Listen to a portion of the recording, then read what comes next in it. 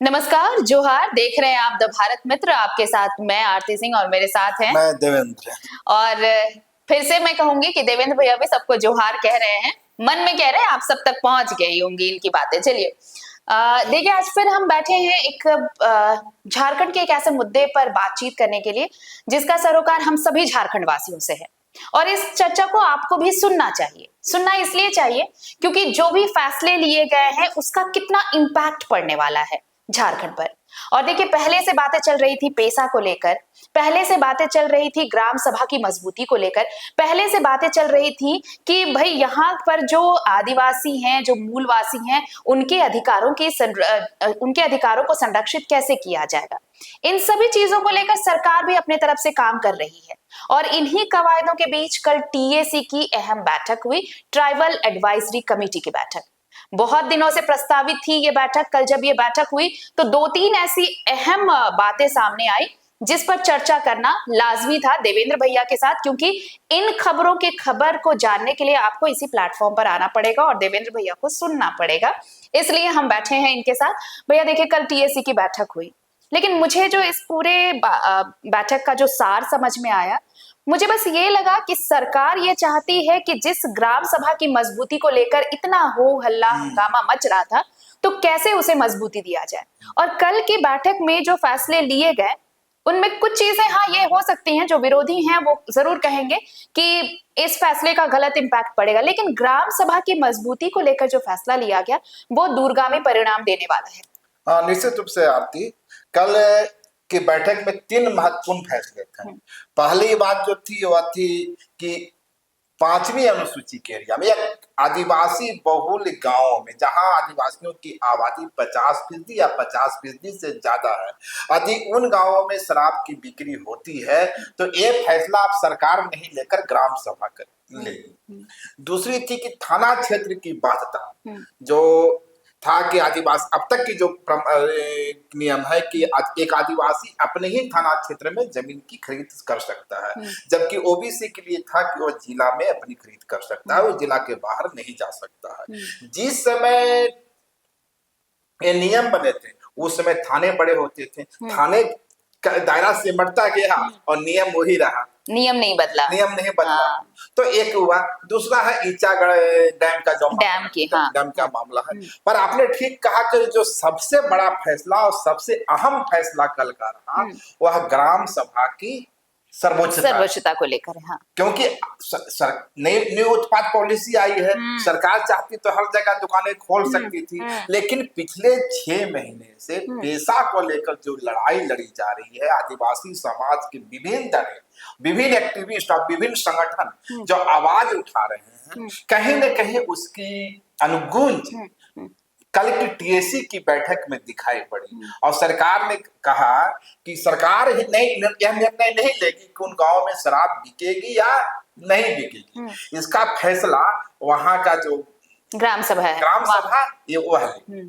मतलब मुझे ये लगता है कि जैसे नई उत्पाद नीति आई, उसके तहत अब ये तो हो गया कि अब शराब बेचने के लिए लाइसेंस, जो सरकारी दुकानें होती थी, अभी ऐसी जरूरी नहीं है। आपको लाइसेंस लेना है और खुदरा शराब की भी बिक्री हो पाएगी, ये है। लेकिन इसका गलत इम्पैक्ट ना जाए, इसी चीज को रोकने के लिए एक बैरियर लगाने की कोशिश की गई है सरकार की तरफ से कि ग्राम सभा को यह हक दे दिया गया कि अगर आप चाहें तो अपने गांव में शराब बेचने दें या ना दें, ये ग्राम सभा तय करेगी। निश्चित रूप से अब तक की जो परंपरा आ रही है, इसका विरोध की जो बात अब करें इसलिए आ रही है कि अब तक की जो परंपरा रही है कि 5th शेड्यूल के एरिया में शराब की दुकानें नहीं खुलेंगी। हाँ, इस बार सरकार चाहती है कि वहां भी दुकानें खुले। इसके पक्ष में कई विधायकों से मेरी बात हुई, मंत्रियों से बात हुई, उनका तर्क है कि आज भी आदिवासी बहुल गांव में शराब की बिक्री तो हो रही है, डुप्लीकेट शराब, लेकिन चोरी छिपे हो रही है। और डुप्लीकेट शराब बेची, जो नकली शराब है,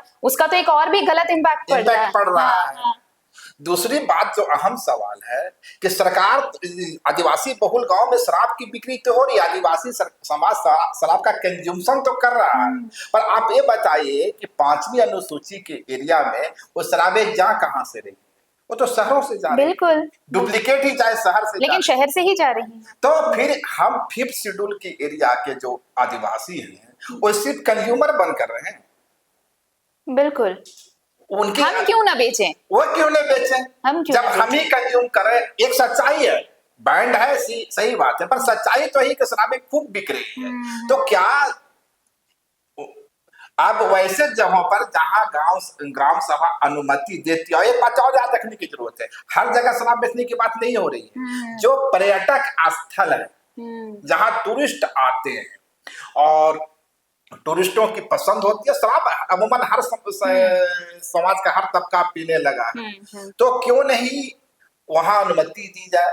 और यदि अनुमति दी जाती है तो फिर जो व्यापार होगा वो कौन करेगा?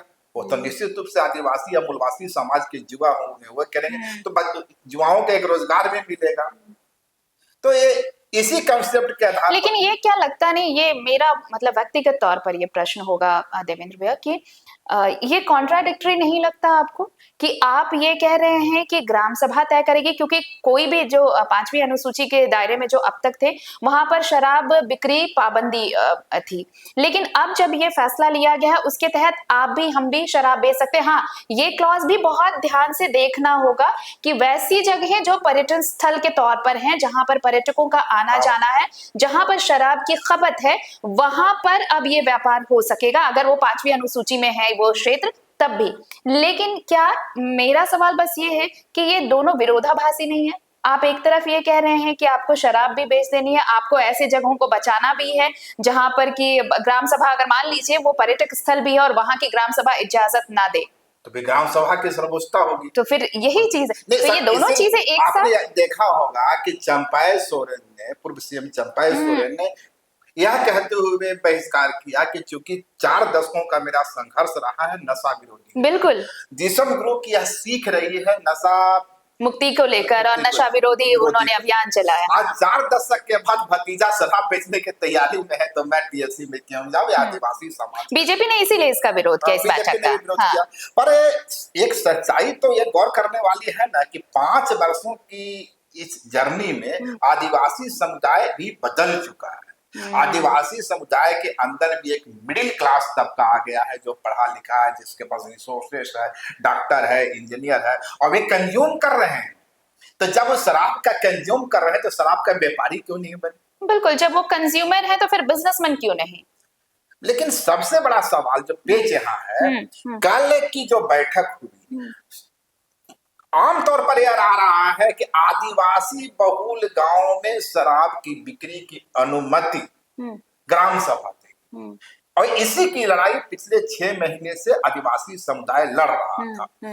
तो जिस प्रकार से कल टीएससी में इसकी चर्चा हुई, हालांकि नियमावली क्या बन के आएगी वो देखने वाली बात, पर एक आम सहमति बनी कि शराब बिकेगी या नहीं बिकेगी इसका फैसला ग्राम ग्राम सभा है कहाँ, यही तो देखने वाली बात है।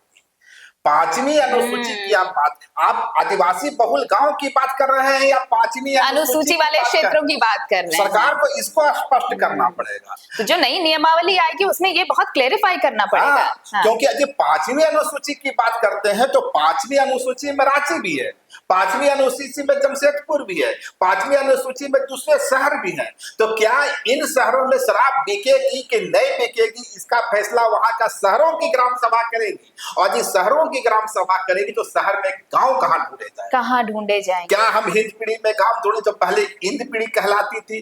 क्या सीरम टोली का गांव को खोजा जाएगा? क्या करम टोली के गांव को खोजा जाएगा? आखिर शहरों में गांव बचे कितने हैं? ठीक है, सीएनटी का जमीन है, 5वीं अनुसूची का इलाका, यह तो एक सच्चाई है ना कि वह जमीनें नहीं। मान लीजिए अगर गांव, मेरा तो ये भी सवाल है कि अगर गांव ढूंढ भी लिए जाए, हम दोनों तरफ से आप देखिए, दोनों एस्पेक्ट पे बात करिए आप, अगर हम गांव ढूंढ भी ले तो क्या ग्राम सभा मान लीजिए अगर इजाजत नहीं देता है कि आप शराब की बिक्री नहीं कर सकते, तो क्या रांची और जमशेदपुर जैसे शहरों में शराब नहीं बिकेगी?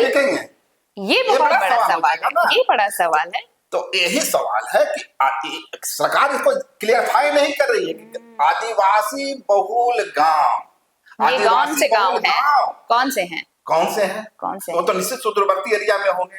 पर यदि 5th शेड्यूल की बात करते हैं तो मामला फंस जाएगा। वो आदिवासी समुदाय आज यही पूछ रहा है। गलेरसन डुंगडुंग से भी आज मेरी बातचीत हुई, इंटरव्यू, उन्होंने सवाल खड़ा किया है कि सरकार चाहती क्या है, आदिवासी बहुल गांव चाहती है या 5th शेड्यूल एरिया चाहती है? सरकार को यह स्पष्ट करना चाहिए, क्योंकि अखबारों में जो आ रहा है, जो सामने आ रहा है, नियमावली आई नहीं है अभी, वो आ रहा है आदिवासी बहुल गांव।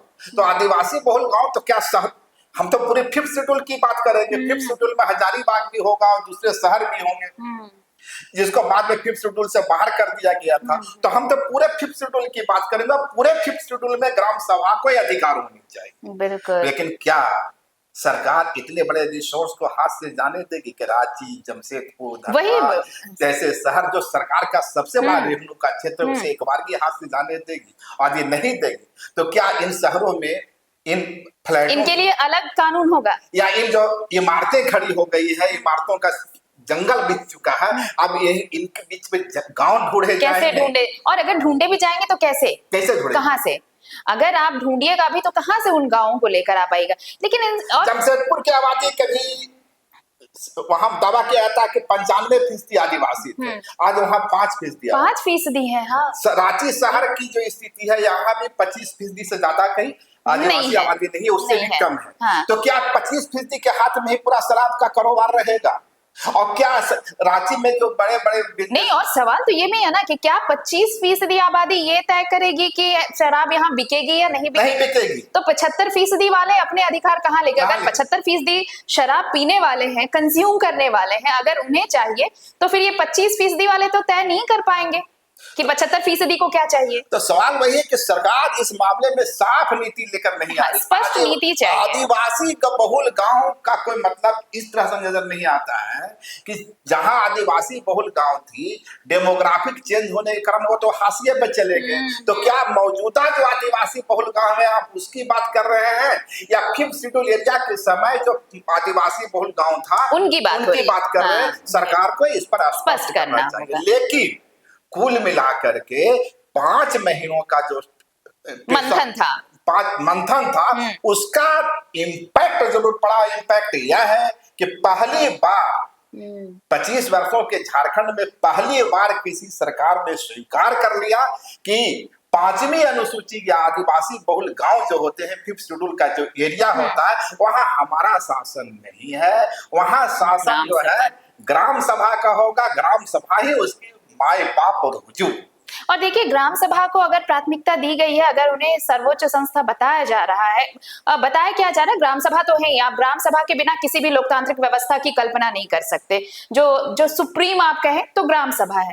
लेकिन इन सबके साथ ये जो फैसले हुए हैं, इसे लेकर मुख्यमंत्री का विरोध भी होने लगा। हाँ। और आज देखिए, आज शाम तो बड़ा विरोध प्रदर्शन भी है, पुतला दहन का भी कार्यक्रम रखा गया। ये विरोध, ये इस एंगल को आप कैसे देखते हैं? निश्चित रूप से आदिवासी बहुल गांव में चूंकि अब तक शराब बिक्री की परंपरा नहीं रही थी, पहली बार सरकार उस एरिया में पेनिट्रेट करने की कोशिश कर रही है। हालांकि देखने वाली बात होगी कि सरकार की इस चाहत के बावजूद कितने ग्राम सभा इसकी अनुमति देते हैं, क्योंकि आखिरकार फैसला तो ग्राम सभा को करना। और ग्राम सभा के सशक्तिकरण के बात ही एक्टिविस्ट कर रहे थे। यदि ग्राम सभा ही अनुमति दे देती है तो फिर एक्टिविस्टों का दावा क्या होगा? इसका मतलब कि आप ग्राम से कनेक्ट नहीं थे। इसका मतलब कि आप शहर में विरोध तो कर रहे हैं, पर गांव की जो संरचना बदल चुकी है, आदिवासी समाज की जो चाहत बदल चुकी है, उनकी महत्वाकांक्षा बदल चुकी है, उनका जीवन बदल चुका है, आप उसे खुद ही डिस्कनेक्ट थे, आप उसे नजरअंदाज कर रहे थे, या इस विरोध की मंशा कुछ और है? क्या है, ये भी दोनों तरफ से स्पष्ट होना चाहिए। अगर जो इनके हिमायती बन बैठे हैं, उन्हें भी ये बताना होगा कि आखिर आपका ग्राउंड क्या है। दूसरी तरफ सरकार को भी ये बताना होगा कि वाकई ये आदिवासी बहुल एरिया की बात हो रही है, तो ये आदिवासी बहुल एरिया में कौन है? क्या 5th शेड्यूल की बात हो रही है? पूरा एरिया या फिर वहां जहां पे सिर्फ आदिवासियों की संख्या ज्यादा है?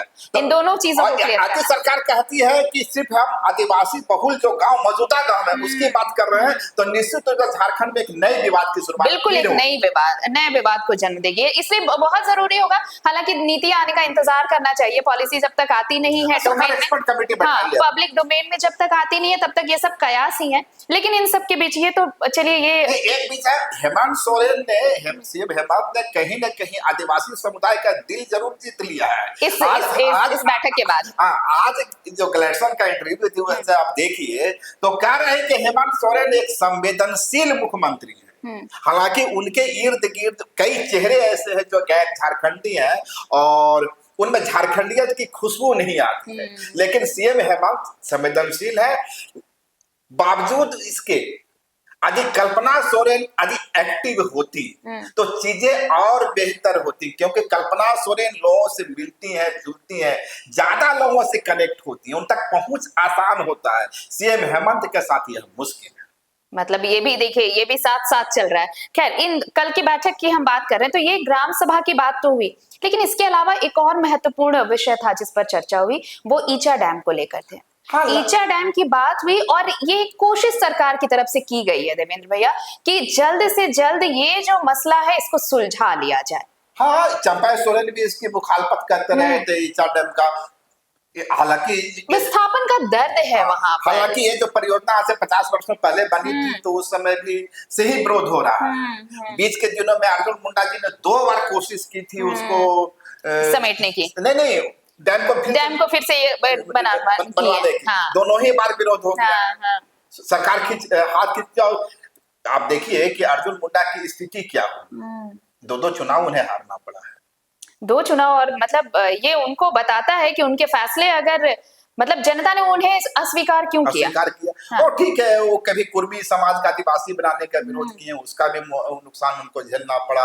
ईचा डैम मामले में जिस तरह उन्होंने लेकिन नीति स्पष्ट नहीं रही ना, नहीं रही। तो खैर है, सीएम हेमंत ने इस बार यह कोशिश की है कि उसको 80 गांव या 87 गांव जो थे उसको समेटते हुए 20 गांव तक लाया जाए और डैम की ऊंचाई को कम कर दिया जाए।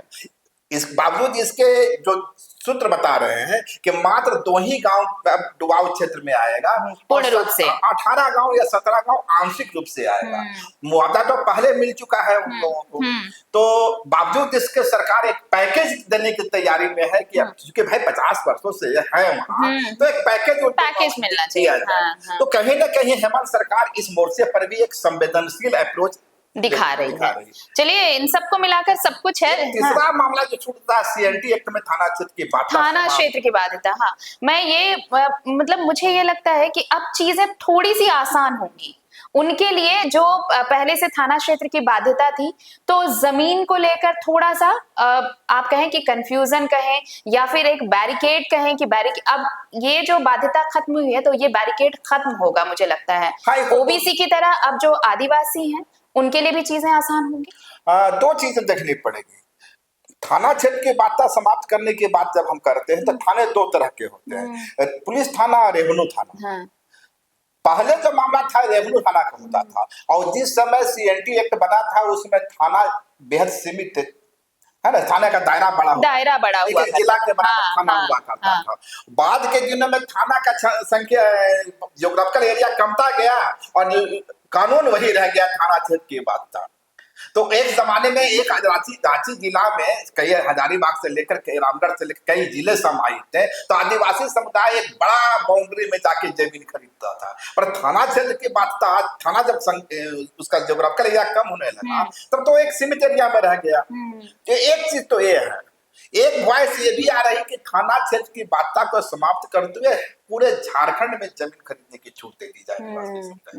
और उसके पीछे कारण ही बताया जा रहा है कि मान लीजिए कि दुमका में एक युवा है जो रांची आकर के उद्यम करना चाहता है, व्यवसाय करना चाहता है, तो क्यों नहीं करे भाई। आदिवासी युवा करना चाहता है, सिमडेगा का एक युवा करके यहाँ डेयरी करना चाहता है, तो क्यों नहीं करे। जब यहाँ समान जाति के लोग पूरे झारखंड में समान जमीन, इसलिए मैंने कहा समान जमीन कि बाकियों के लिए अगर ये है तो फिर आदिवासियों के लिए क्यों नहीं। समान जाति के लिए पूरे झारखंड में समान नेचर का जमीन खरीद सकते हैं।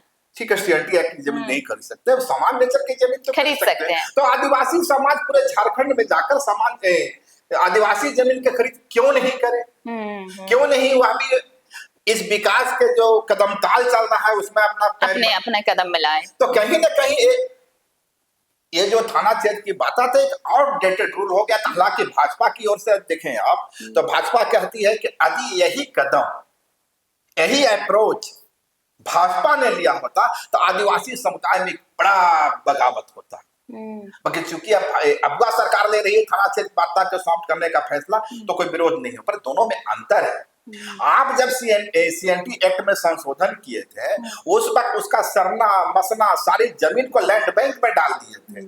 सीएनटी एक्ट की जमीन को गैर आदिवासियों के लिए खोलने की तैयारी में थे। आपका अप्रोच दूसरा था, इस अगवा सरकार का अप्रोच दूसरा है। वो आदिवासी समुदाय की जमीन को आदिवासियों के ही देने की ही बैठी है। और फिर इसमें कोई लैंड बैंक जैसी कोई व्यवस्था नहीं है। एक याद रखिए कि अभी आदिवासी सीएनटी एक्ट की जमीन पर खरीद बिक्री पर रोक है, नुकसान किसको हो रहा है? आदिवासियों को। जमीन तो बिक्री आज भी हो रही है, सादे पट्टे से हो रही है, नुकसान आदिवासियों को ही हो रहा है, गैर आदिवासी खरीद रहे हैं। तो कल यदि छूट मिल जाती है तो आदिवासी समुदाय का जो पढ़ा लिखा तबका या पैसा वाला तबका, डॉक्टर है, इंजीनियर है, लॉयर है, जो अब मेन स्ट्रीम में आ चुका है, वह जमीन खरीदेगा। वो दुमका से आकर रांची में बसेगा, संथाल से आकर रांची में बसेगा। मतलब ये फ्लेक्सिबिलिटी होगी तभी तो आकर दूसरा खतरा भी है भाजपा की गढ़ का। हाँ, शहरी इलाकों में आदि एक अप्रोच लिया जाता है और सीएनटी एक्ट की बात समाप्त की जाती है, तो ये जो समुदाय आएंगे कहाँ आएंगे? शहरों में आएंगे। फिर शहर का डेमोग्राफिक चेंज, जो शहर की डेमोग्राफी चेंज होगी और फिर वोट बैंक बदलेगा जो भाजपा, और इसका नुकसान सबसे ज्यादा भाजपा को। जो शहरों का डेमोग्राफी भाजपा के लिए सूटेबल था क्योंकि यहाँ गैर आदिवासियों की संख्या ज्यादा थी, प्रवासियों की संख्या ज्यादा थी, बिहारियों की संख्या ज्यादा थी, यूपी वालों की संख्या ज्यादा थी। तो ये डेमोग्राफिक चेंज भाजपा के लिए सूटेबल था। पर अब जब चेंज आएगा तो भाजपा के लिए अनसूटेबल हो जाएगा। बिल्कुल एक नया चैलेंज भाजपा के लिए होगा।